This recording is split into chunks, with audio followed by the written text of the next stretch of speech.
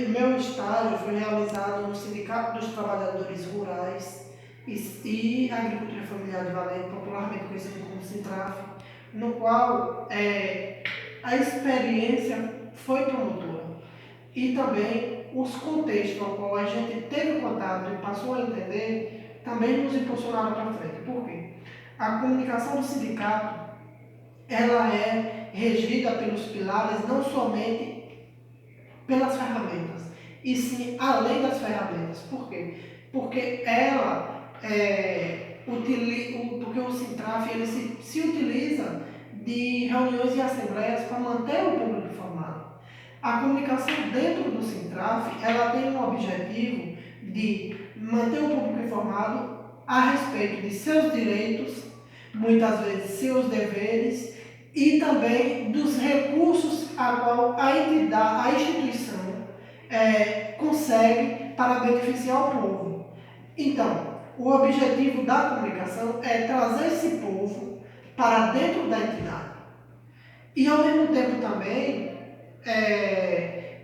ter uma cautela, porque como é hierarquizado, tem a presidência e tem a subdivisão em secretarias, para que não gere um ruído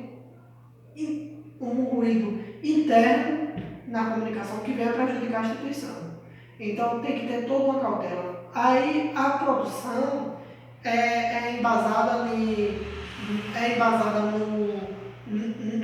nos conteúdos adquiridos da entidade e também é feita para carros de som, é feita para mídias digitais como Facebook, é feita para rádio, tem um programa radiofônico e dentre outras possibilidades também. A assessoria de lá, o programa radiofônico mesmo, ele tem o intuito de informar o agricultor a respeito do que acontece na instituição. Conta com um mural também, a qual ele tem o intuito de informar os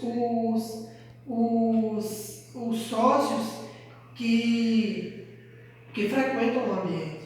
E a experiência foi baseada nisso.